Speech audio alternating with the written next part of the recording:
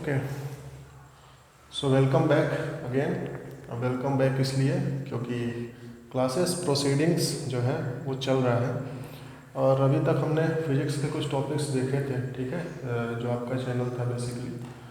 तो उस फिजिक्स के चैनल के थ्रू ही, क्योंकि हर सब्जेक्ट के लिए अलग अलग क्रिएट करो फिर बनाओ, थोड़ा सा अलग हो जाता है, ठीक है।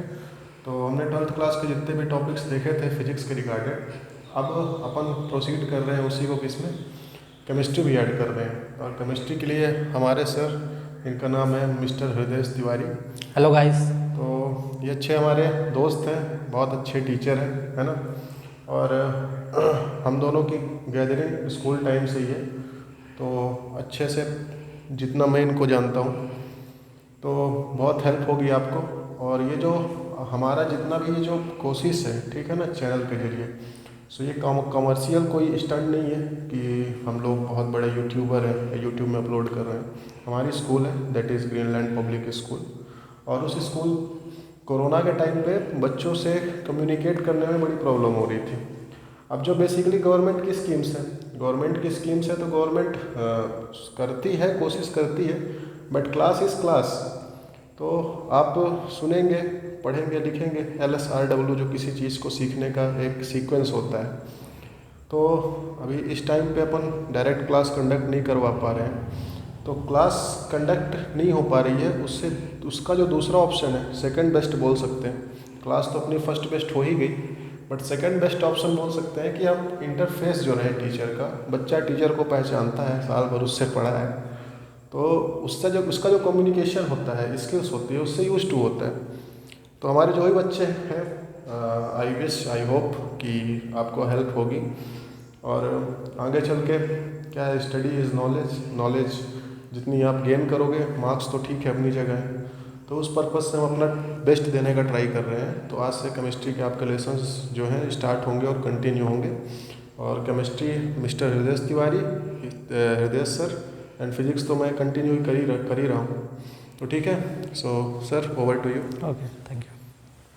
Hello guys, good morning. I hope so you are doing well. This is my first video lecture, class 12th chemistry, first topic. मेरा ये कोई पर्पस नहीं है कि मैं यूट्यूब के लिए या यूट्यूब में फोकस कर रहा हूँ। सिर्फ आप लोगों के लिए स्कूल की बात है, इसलिए मैं आप लोगों के लिए फर्स्ट वीडियो लेक्चर बनाने आ रहा हूँ। आप, आई होप सो कि आपको ये वीडियो लेक्चर से बहुत कुछ चीज़ें बहुत इजीली समझ आएंगी। बिल्कुल घबराने की ज़रूरत नहीं है, बिल्कुल स्लोली हम चलेंगे, एक एक टॉपिक को धीरे धीरे कवर करेंगे। जो भी डाउट्स होंगे आप कमेंट बॉक्स में या स्कूल ग्रुप के मैसेज में आप पूछ सकते हैं। तो let's start our first topic, class 12th chemistry. पहला टॉपिक का नाम है हमारा सॉलिड स्टेट।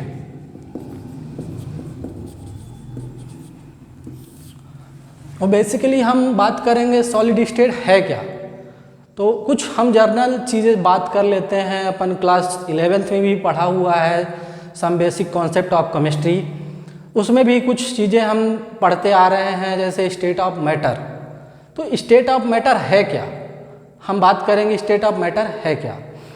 तो देखते होंगे हम हमारे सराउंडिंग में, हमारे चारों ओर, हमारे नेचर में जो भी कुछ प्रेजेंट है, that call state of matter.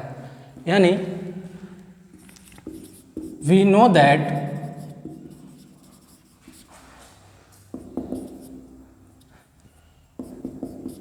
it present on surrounding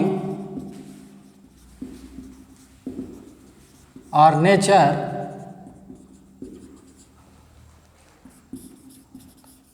that called matter। मतलब हमारे सराउंडिंग में जो भी चीज़ें हैं वो कहीं ना कहीं कुछ ना कुछ एक मैटर है। मैटर होते कितने टाइप के हैं? बेसिकली मैटर होते हैं 3 टाइप के। तो टाइप्स ऑफ मैटर,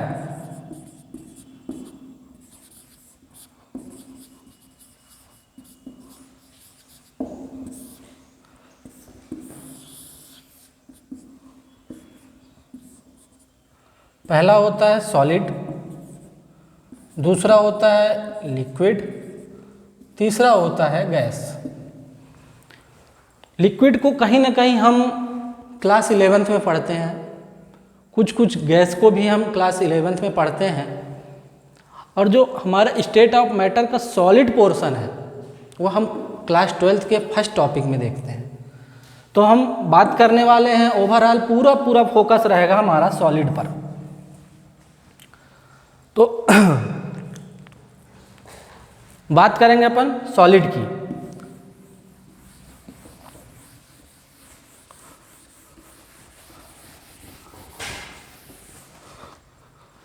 एक्चुअली में सॉलिड है क्या, तो हम इसकी कुछ चीज़ें जान लेते हैं, इसके बेसिक इसके बारे में जान लेते हैं, सॉलिड की कुछ जनरल प्रॉपर्टीज़।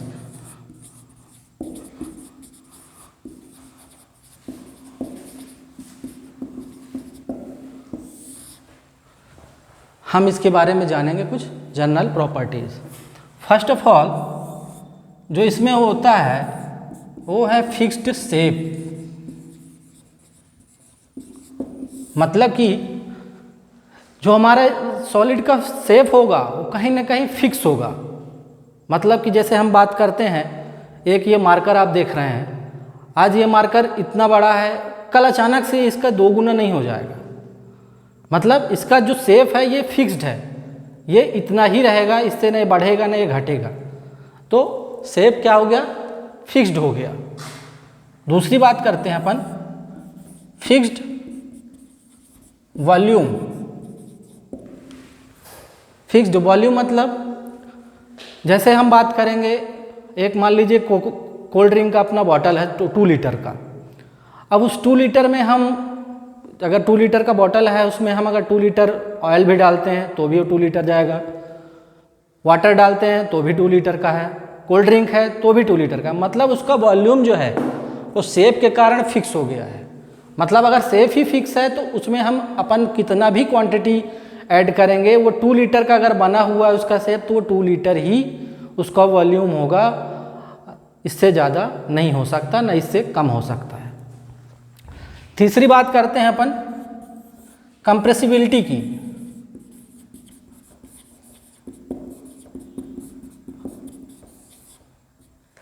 कंप्रेसिबिलिटी मतलब हम इसको कंप्रेस नहीं कर सकते हैं, इसमें कंप्रेस ना के बराबर होती है। इट मीन आपने जैसे देखा होगा क्लास 11th में भी कुछ पढ़ा होगा, जो सॉलिड का स्ट्रक्चर होता है वो कहीं ना कहीं क्लोजली पैक, मतलब उसके बीच में एक भी गैप आपको नज़र नहीं आएगा।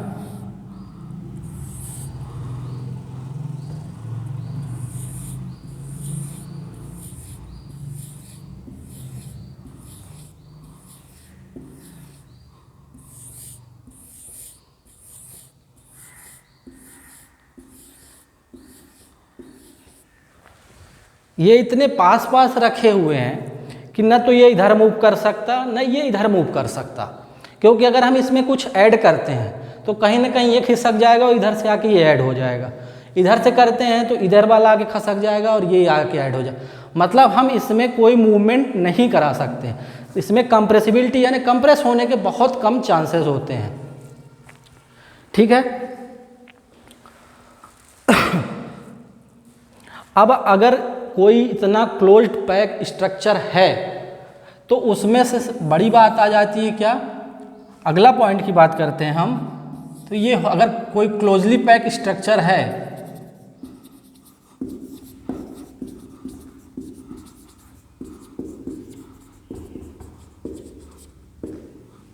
तो वह कहीं ना कहीं हार्ड होगा, रिजिड होगा या फिर ब्रिटिल होगा। ब्रिटिल मतलब कहीं ना कहीं वो ब्रेक हो जाएगा। क्यों? क्योंकि इतना क्लोज है कि जैसे आप कहीं मान लीजिए कहीं आप ट्रेवल कर रहे हैं, बस में बैठे हैं, आप ट्रेवल कर रहे हैं, अब आप ऐसे बिल्कुल खड़े हैं वहाँ पर, अब आपके ना आगे जगह है ना आपके पीछे जगह है, ना आपके बगल में है ना इधर है। मान लीजिए कोई आपके पैर में कोई पैर रख दिया तो आप क्या करेंगे?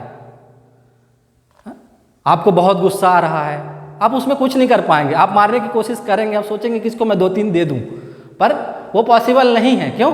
क्योंकि आपके पास मूवमेंट करने की जगह ही नहीं है, आप चारों तरफ से घिरे हुए हैं।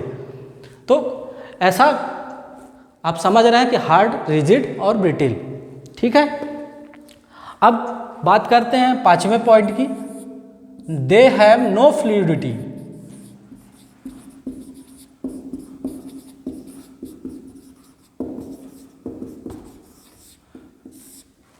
दे हैव नो फ्लूइडिटी। फ्लूइडिटी का मतलब क्या है?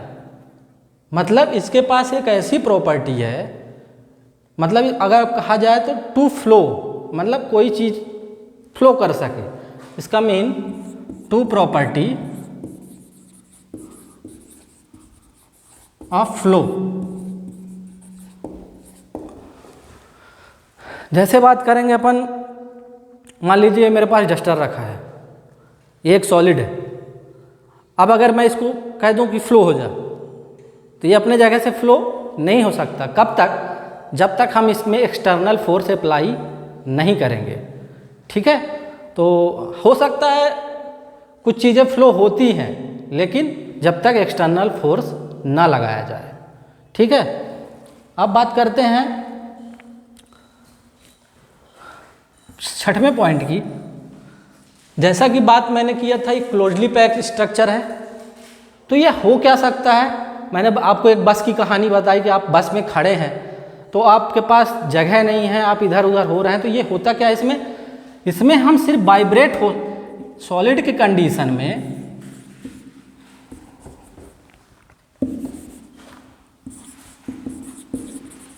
Vibrate on eight their position. मतलब कि हम सिर्फ उस जगह से अपन हिल सकते हैं, थोड़ा बहुत मूवमेंट उस जगह पे करके वाइब्रेट हो सकते हैं, पर कहीं जा आ नहीं सकते, मतलब कहीं हमारा मूवमेंट नहीं हो सकता है। ठीक है, तो ये कुछ सम जर्नल प्रॉपर्टीज़ हैं, आप इनको देख लीजिए, एक बार स्क्रीनशॉट ले लीजिए, और फिर आगे हम बात करते हैं कुछ क्लासिफिकेशन की, कि कैसे अपन सॉलिड को कितने कैटेगरी में बांटा गया है। तो आप इसको एक स्क्रीनशॉट ले लीजिए। Okay, that's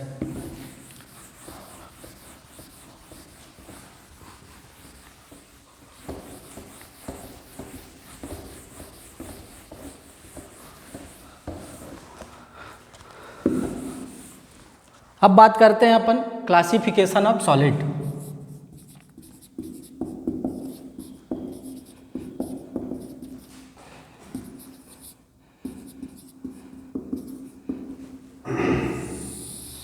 classification of solid, जो इसका फर्स्ट पॉइंट है, मतलब हम इसको कैसे ब्रीफली डिवाइड कर रहे हैं, तो इसका जो फर्स्ट पॉइंट है वो है अरेंजमेंट ऑफ नेचर,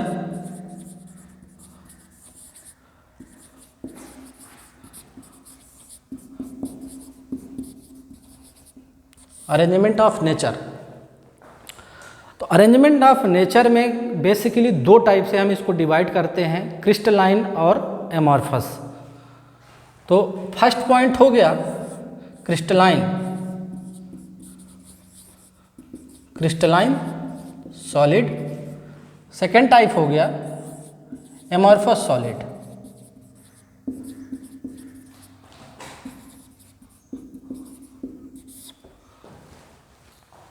हम बात करेंगे सबसे पहले first of all crystalline solid की। क्रिस्टलाइन सॉलिड है क्या? क्रिस्टलाइन सॉलिड में हम बात करेंगे जैसे रख रखाव या कैसे उसको हम अरेंजमेंट करेंगे। तो जो क्रिस्टलाइन सॉलिड होगा, there are arrangement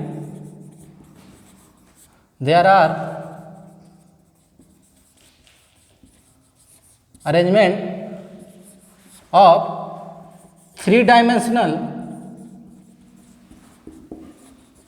solid, there are in regular shape,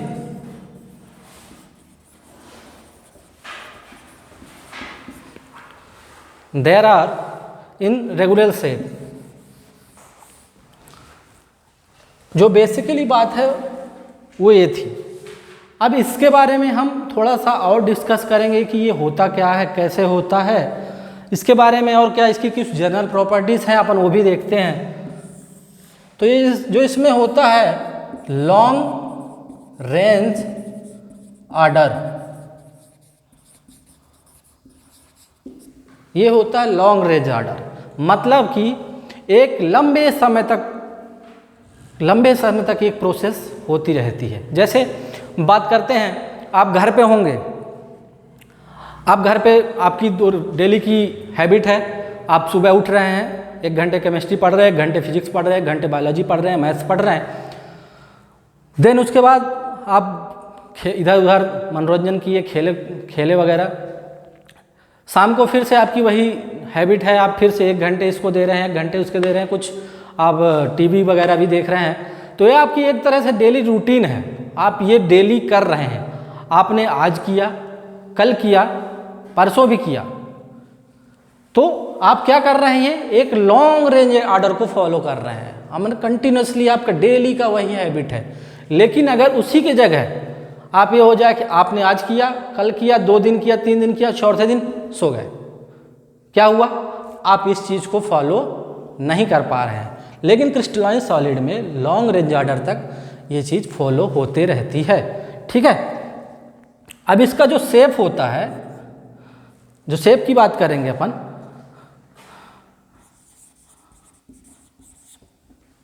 है ना, तो शेप होता है melting point, sorry sharp melting point और boiling point. Sharp melting point, boiling point का मतलब क्या है, जो भी एट ए पॉइंट निर्धारित होगा। अगर कहा जाए कि जो हमारे पास NaCl है वो 150 डिग्री पर मेल्ट होता है या बॉयल होता है, तो वो 150 पर ही होगा। ये नहीं कि आप 130, 125, 135 पर वो हो जाएगा, नहीं, बिल्कुल नहीं, वो 150 पर ही होगा। यहाँ तक 149 पॉइंट पर भी मेल्ट नहीं होगा। वह जाकर मतलब कहा जाए तो इसका जो शार्प मेल्टिंग पॉइंट है, ये एक तरह से फिक्स्ड होता है, जो हमें बता दिया गया ये उसी चीज़ को फॉलो करेगा। ठीक है, अब दूसरी बात करते हैं, on cutting with sharp knife we obtain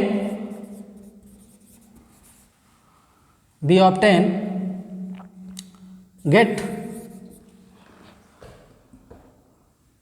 smooth और sharp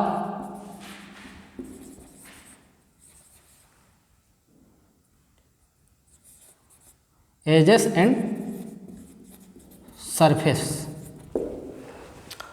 मतलब कि कहने का मतलब क्या है, हम कोई नाइफ से किसी भी क्रिस्टलाइन सॉलिड को कट करते हैं तो जो उसकी सरफेस है, एज है, वह कहीं ना कहीं स्मूथ और शार्प मिलेगी।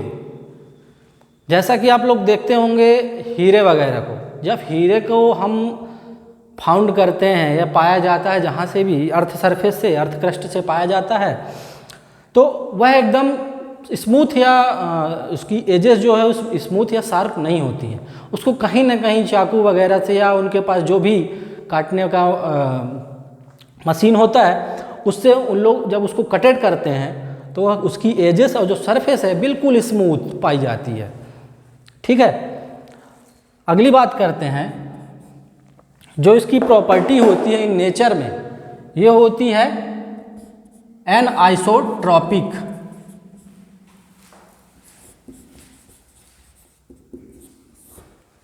एनआइसोट्रॉपिक, एनआइसोट्रॉपिक का मतलब क्या है? एनआइसोट्रॉपिक का मतलब ये है, जैसे कि मैं आपको बताता हूँ, पहले आप इतना थोड़ा सा इसको स्क्रीनशॉट ले लीजिए, फिर मैं एनआइसोट्रॉपिक के बारे में बात करता हूँ। ओके, ठीक है।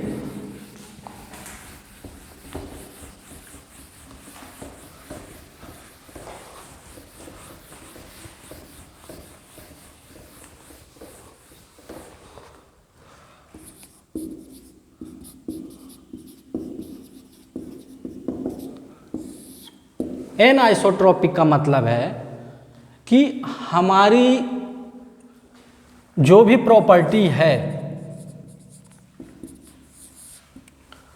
किसी भी डायरेक्शन में हो,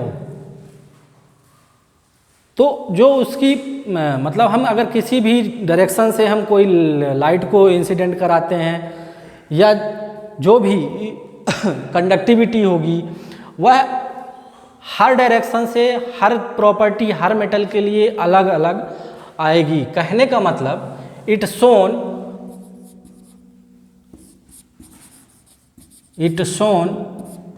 different direction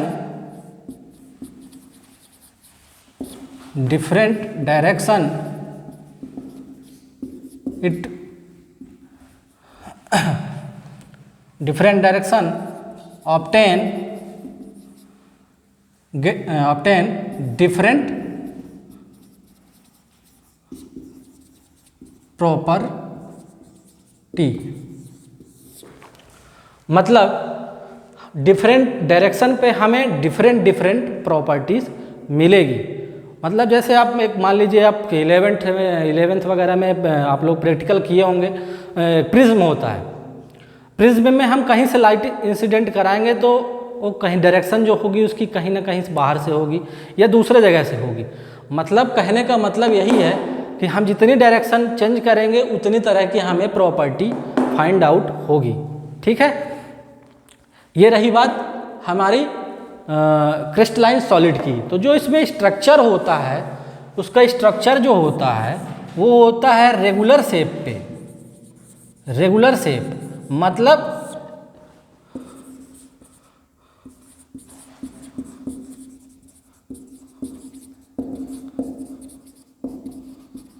मतलब कि वह एक ही रेगुलरिटी को कंटिन्यूसली एक लॉन्ग टर्म पर प्रोसेस करता जाएगा।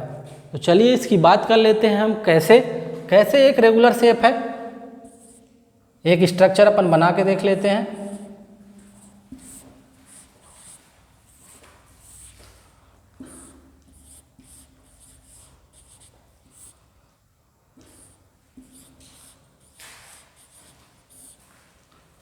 ये देखिए,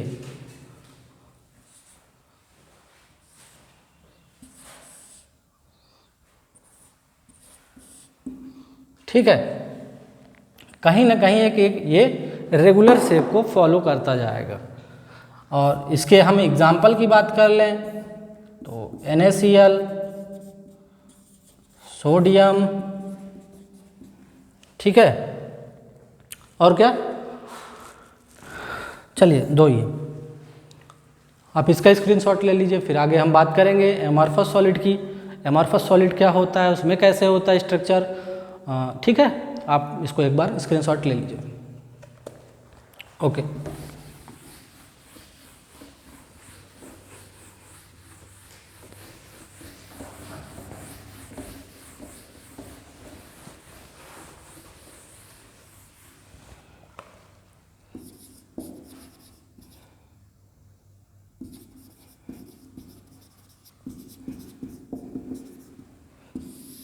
एमॉर्फस सॉलिड, इसका अरेंजमेंट कैसा होता है, ये कैसे किस फॉर्म में रखे होते हैं, चलिए इसको देख लेते हैं।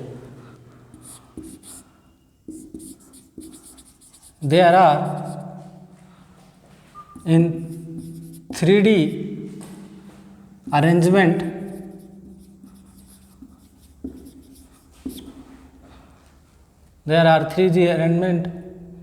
in irregular shape।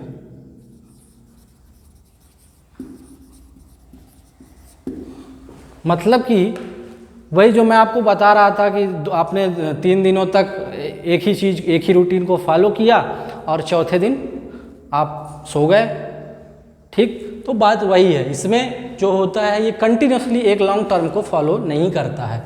इसका जो अरेंजमेंट होता है वो इर्रेगुलर शेप में होता है, ठीक है। अगला बात करते हैं अपन इसमें शॉर्ट टर्म। उसमें अपन लॉन्ग टर्म जा रहे थे, इसमें अपन शॉर्ट टर्म शेप है।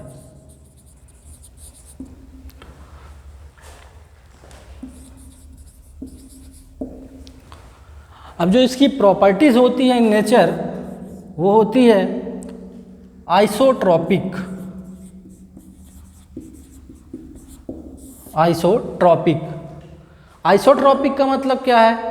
एन आइसोट्रॉपिक तो मैंने बताया कि जैसे आप किसी भी डायरेक्शन में जाएंगे तो उसकी जो प्रॉपर्टी है वो डिफरेंट मिलेगी।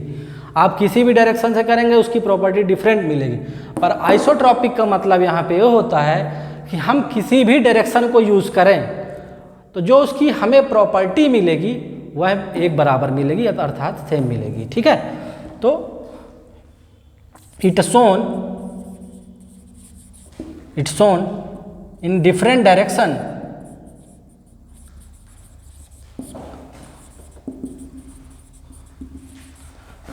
we will get at same property।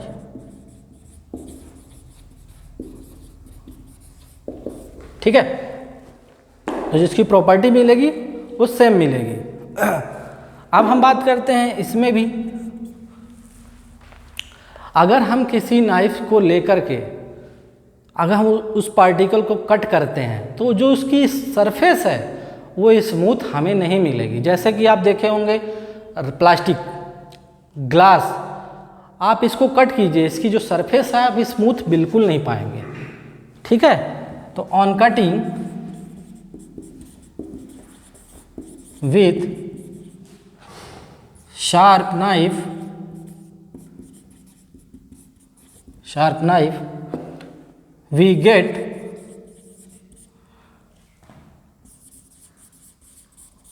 do not smooth and sharp surface। इसमें हम ना ही हम स्मूथ सरफेस पाएंगे ना ही वो शार्प होगा। ठीक है, जो इसका ऑर्डर होता है या मेल्टिंग पॉइंट होता है वो भी शार्प नहीं होती। तो they do not have sharp melting point और बॉइलिंग पॉइंट।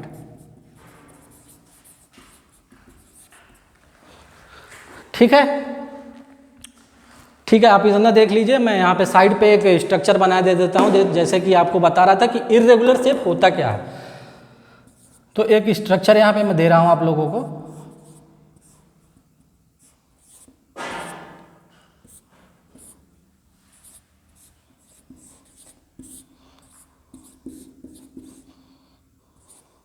ठीक है, अब ये जाके ऐसे जुड़ गया, ये देखिए यहाँ पे आपका ऐसे इरेगुलर शेप शो करेगा। ठीक है, इन 3D डायरेक्शन।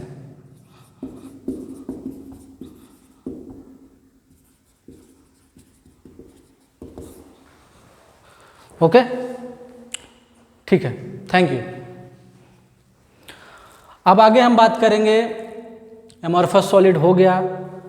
इसका जो सबसे मेन पॉइंट है, इसमें जो आपके बोर्ड एग्जाम में या जो भी क्लास में आपको जो पढ़ाया जाएगा, सबसे मेन पॉइंट होता है पेपर में आने लायक question, amorphous solid and crystalline solid में डिफरेंस, जो आपका सबसे मेन पॉइंट है।